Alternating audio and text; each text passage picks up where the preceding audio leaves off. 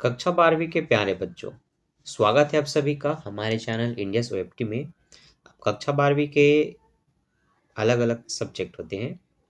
तो अगर आपने कॉमर्स लिया है तो कॉमर्स में आपका मुख्य विषय अकाउंट हो जाता है, इकोनॉमिक्स मैनेजमेंट, जिसमें से सबसे मुख्य अकाउंट होता है। तो अकाउंट के चैप्टर 1 के मैंने लाइन से सारे क्वेश्चन को सॉल्व करके वीडियो अपलोड कर दी है। आपको लिखना है class 12 account chapter 1 question 1, question 2, question 3, ऐसे कर करके। तो आपको सारे वीडियो मिलते जाएंगे, ठीक, लाइन से। जिस क्वेश्चन को देखने बस उसका वीडियो आपको मिल जाएगा। उसी तरह से आज मैं आपको समझाने वाला हूँ क्वेश्चन नंबर 17। 16 तक के क्वेश्चन मैंने पहले ही बना करके अपलोड कर दी है, ठीक है, जो कि कुछ इस तरह से है, जिसका लिंक आपको डिस्क्रिप्शन में मिल जाएगा।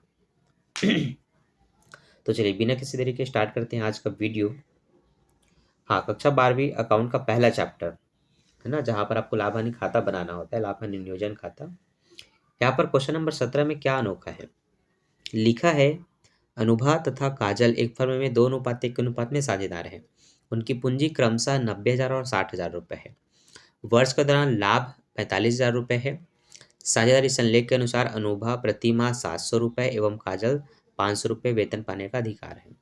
पूंजी पर 5% दर से ब्याज दिया जाता है। वर्ष की समाप्ति पर आहरण पर अनुभा 8,500 रुपये एवं काजल पर 6,500 रुपये के आहरण थे। आहरणों पर 5% की दर से ब्याज लगाया जाता है। ठीक है, तो देखो ध्यान से।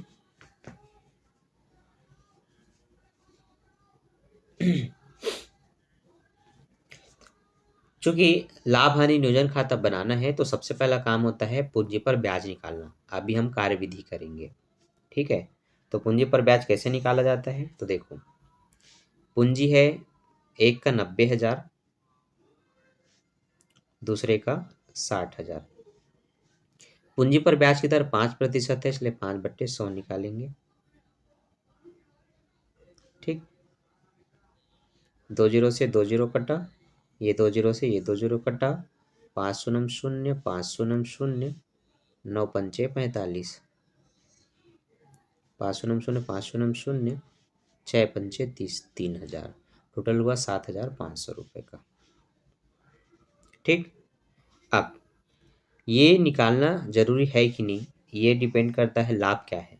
अगर वर्ष का लाभ जो है वो वर्ष के दौरान का लाभ है, अगर ये आपको मिले तो समझ लो पूंजी पर ब्याज वगैरह निकालना तो है, पूंजी खाते में उसका काम है।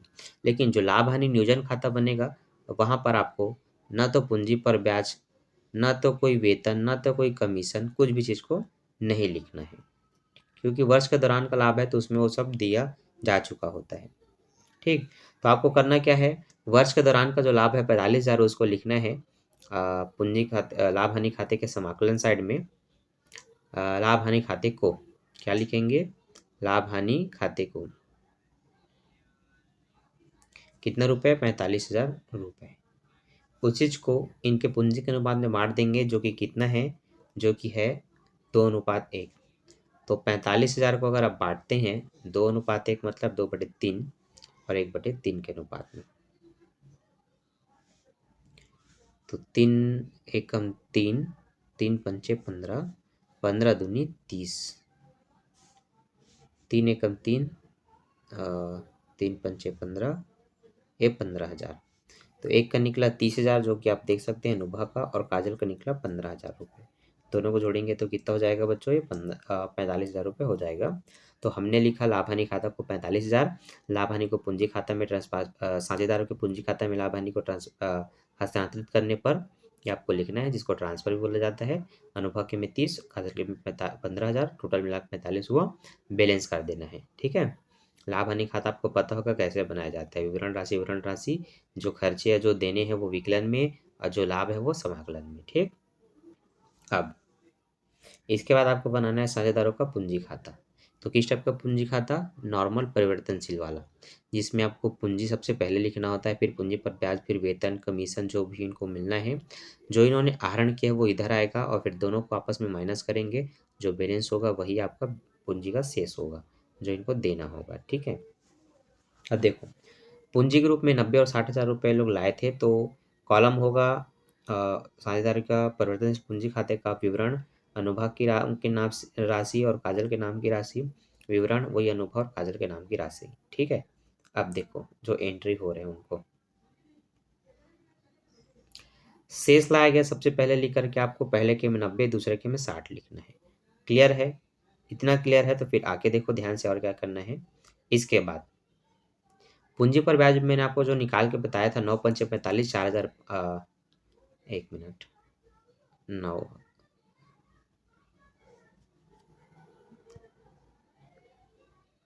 9 पंचे 45 होगा, 4500 है। गलती से 8400 जो दिखा रहे हैं वो, अच्छा वो वेतन का है। ठीक है, नीचे में देखते हैं पूंजी पर ब्याज और ये है ना, जो 60,000 था उसका भी आप 5 निकालेंगे तो 5 छक्का 30, 2 जीरो कटे, 2 जीरो को लिखना है, 3000 रुपये निकल रहा है।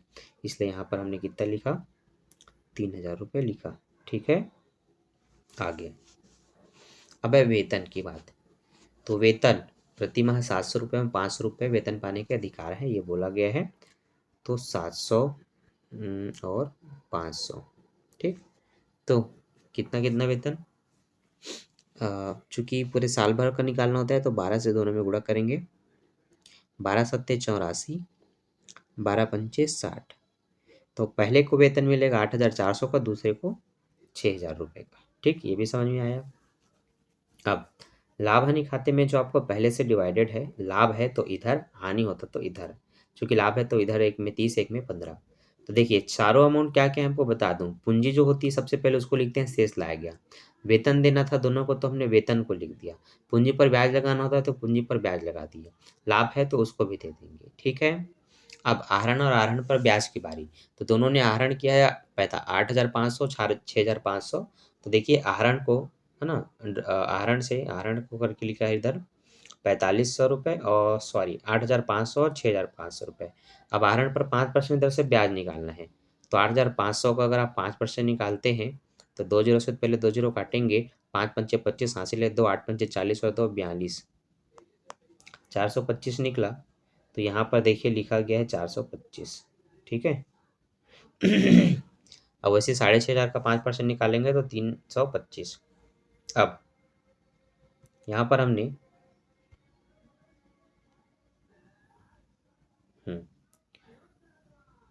आहरण आहरण पर ब्याज को लिख लिया। अब इस पक्ष को जोड़ेंगे समाकलन पक्ष को, तो ये टोटल आपका हो रहा है 1,32,900।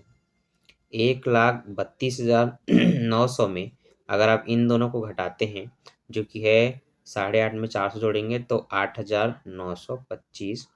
तो ये आपका 5, 9 में 2 जाएगा 7, अब 18 में 9 जाएगा 9, और 11 में 8 जाएगा 3।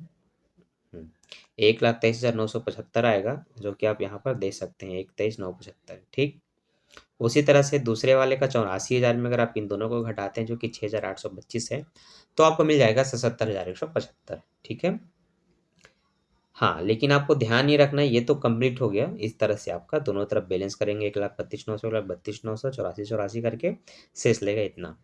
हाँ, इस प्रश्न में शुरू से ध्यान नहीं देना है, लाभ अगर वर्ष के दौरान का है तो सिर्फ लाभ को लिखना है और बांट देना है। अगर ये वर्ष के दौरान नहीं लिखा होता तो फिर पूंजी पर ब्याज, वेतन, कमीशन, आहरण पर ब्याज सब लिखना होता। ठीक है, तो ऐसे क्वेश्चन एग्जाम में आते हैं। तो ये आपके आईएमपी प्रश्न है एग्जाम के लिए। कौन से एग्जाम, आपका हाफ ईयरली एग्जाम हो चाहे बोर्ड एग्जाम हो, अगर आपके टीचर स्मार्ट है जो क्वेश्चन देना जानते हैं लेवल का, बोर्ड लेवल का, तो फिर ये क्वेश्चन जरूर आएगा। ठीक, बाकी मैं मिलता हूँ नेक्स्ट वीडियो में नेक्स्ट क्वेश्चन के साथ जो कि 18 होगा। अभी के लिए bye, thanks for watching. Don't forget like, subscribe and share. Bye bye.